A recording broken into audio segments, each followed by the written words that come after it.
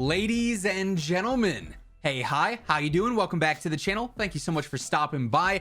It definitely seems like the way that Raven is approaching weapon tuning, really ever since the Vanguard integration, is that they're pushing for as much competition between all three games' weapons as much as possible. They want things to be diverse, but everything to be relatively competitive with one another. And today, I wanted to break down what I consider to be one of the most competitive categories in the game, the assault rifles. I wanted to go over the top 5 best rifles to be using right now here in season 2. As we break it all down, if you enjoy the video at any point, let me know by dropping a like on it. Hopefully it helps you out as well. And of course, if you're new here or if you have not already subscribed, every day I got you covered with all things going on in COD, news, updates, loadouts, tips. You're gonna find it all right here. So feel free to hit that sub button and be sure to turn on those post notifications. Also want to give a quick shout out to one of my partners, Scuff. I've been using Scuff controllers for so long now. They are a crucial aspect of my gameplay experience. Ever since like MW3, I've been running the Scuff controllers on the Xbox 360, on the PlayStation 4, now on the Xbox Series X and PlayStation 5. They've got you covered regardless of what console or what platform you're playing on,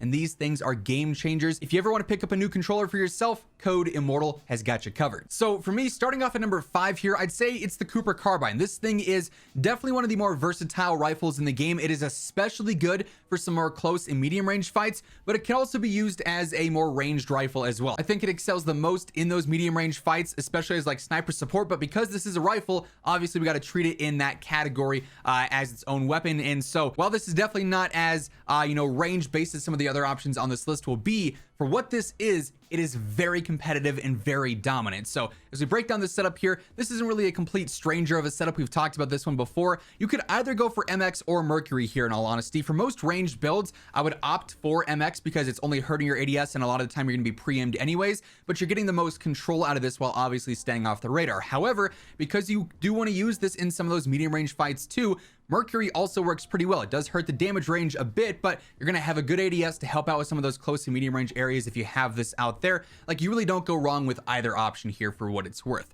For the barrel here, I still feel like Cooper Custom is absolutely the way to go. You are getting better velocity out of this alongside a better fire rate, making it a little bit more aggressive, and also better control and accuracy as well. For the optic, pretty much going for any one that you are comfortable with, whether that is the slight reflector for some more close and medium range based fights, a 2.5 times optic for some more medium range, and even some long range if you want that there as well. You could go for a 3 to 6 times. Totally comes down to preference. For the stock, it's really between the 45 RS and the padded stock. Padded will give you better control over the course of gunfire. As you're holding down the trigger, it's going to be nice and ideal, but as you start shooting, 45 RS is going to give you that initial firing control, which I feel like is especially nice, and also some better ADS speed here too, so making it a bit more aggressive and ideal for some of those medium range based engagements. For the underbarrel, hand stop, always running this, nice and easy to control it with that on there. For the magazine, if you're going for that more standard and versatile build, I feel like the 9mm 60 is really consistent, especially for some medium range fights in that more sniper support-esque build. If you want just flat out range based, honestly the 45 works pretty well too. You could get away with either of these. 45 though, because you don't have the worry of losing that velocity, and range is obviously going to be better for long range fights, whereas 9mm 60 is nice and ideal for that close range versatility. For the ammo here, I'm always going for length and getting that better velocity out of that. Rear grip, always going for polymer here as well for the better control. Perk 1, I'm going for hard scope, better accuracy and control anytime you're ADS'd. And then for perk 2, we're obviously going for fully loaded just to maximize that ammo. Super good rifle in the current meta. Now at number 4, I've got the Automaton. This thing has been all over the place in the Warzone meta, right? Obviously when the Pacific update first dropped, this thing was incredibly broken. Everyone was using it, and then they nerfed it into the ground. And since then, they've slowly been reverting some of those nerfs and bringing this back in line as one of the more competitive rifles. And now it is a low recoil, decently heavy hitting rifle that is perfect for medium and long range fights. I love this thing. It's one of my favorite weapons in the game right now. For the muzzle, I'm going for the MX silencer, obviously for that best range based control. For the barrel here, I personally like the Anastasia sniper barrel the best. A lot of players do also like the 600mm BFA though for the better control and accuracy. For range though, better velocity, better range, and better accuracy in general, I feel like is nice and ideal. For the optic here, same story as before. Use the one that you're the most comfortable with. I see a lot of players specifically using the Slate 2.5 times here because you can get away with using this in some closer range fights as well because that fire rate. So switching to that red dot is nice. It makes those close range fights a little bit easier, but also the 2.5 times zoom is pretty ideal too. For the stock here, you don't have many options. Padded is definitely the best though, better control during sustained fire. Again, we're going for hand stop here. Sakura 75 round drums. It's just your simple extended mag and it gets the job done. The TTK is pretty solid with the base rounds on there. Again, we are going for lengthened, no surprise there, alongside polymer as well. the usual for range setups, right?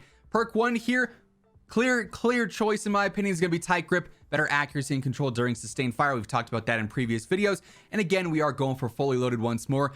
Decently standard setup here, but absolutely one of the top rifle options in season 2. Now coming in at number 3, taking home that bronze medal if you will, we got the C58. Previously I would have had this one a little bit higher up, but with the season 2 update they did add more recoil to this, and obviously if you're a console player this might drop down behind the Automaton and the Cooper because the visual recoil and the actual recoil pattern itself are very noticeable on this gun. It's one of those that you have to get used to that recoil, and if you do, once you master that pattern and you learn that and you engrave that into your brain, this thing's gonna hit like a truck. It is so powerful, has an insane TTK over range, no damage drop off for headshots as well, which is super convenient. So this thing is a beast. We've talked about it time and time again.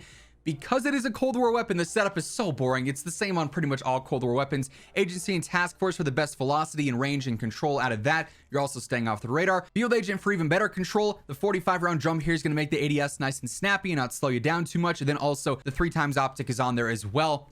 The basic Cold War copy and paste rifle setup, but especially here, even after the Vanguard update, these are still dominating the long range meta. At number 2, we've got my personal favorite ranged weapon in the game, I would say, the XM4. Again, this thing does have a little bit more noticeable recoil than the Cooper or the Automaton, for instance, but it's got the power over range, especially. Also great velocity, you don't have to worry about that. While obviously you're limited to the 5 attachments, it gets the job done. It really hasn't been touched since the Pacific update, so this thing is absolutely still holding its own as one of the top weapons in the game.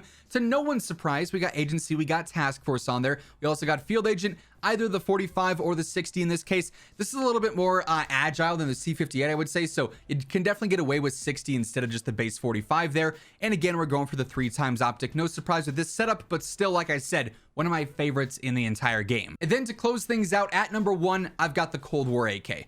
Really, the only significant change that we've seen to the AK in recent months is a slight adjustment to the initial firing recoil. So this first couple of bullets might bounce up a little bit more, but this thing to me is still incredibly easy to use, and its TTK is nearly unmatched. I mean, the Bren competes with it here and there, but in terms of long range time to kill, the Cold War AK dominates, and it has for a long time. I'm honestly surprised that this hasn't changed in so long, but because it hasn't, there's no reason that it's not on top of the food chain, if you will, in terms of the assault rifle category. So it is a beast, there's no denying that. Grew suppressor and RPK barrel here, best range control, velocity and suppression yet again. Spetsnaz grip for the better control. Either the 45 round mag or the 60 round mag both work just fine here, just like on the previous 2. And then also the 3x optic once more. Really, when it comes down to it, the Cold War rifles still dominate the rifle category. I think over time we're going to see the velocities and maybe even some of the TTKs on the Vanguard weapons improve a little bit to make things even more competitive. But as it stands right now, so long as you can control the recoil, the Cold War rifles are absolutely the top choices. That's not to say the Vanguard options are bad by any means. There are some great ones, but to me, if you're going for kills, if you're going for a high KD, you just want to dominate, you got to go for some of those Cold War options. That said though, that is going to wrap things up for today. Hopefully you enjoyed the video. If you did, let me know by dropping a like on it. And of course, if you're new here or if you have not already subscribed, every day I got you covered with all things going on in COD. News, updates, loadouts, tips, you're going to find it all right here. So feel free to sub with your notifications turned on. But once again, thank you so much for tuning in. And until next time, take it easy. Have an awesome rest of your day. And I'll catch you guys later. Peace out.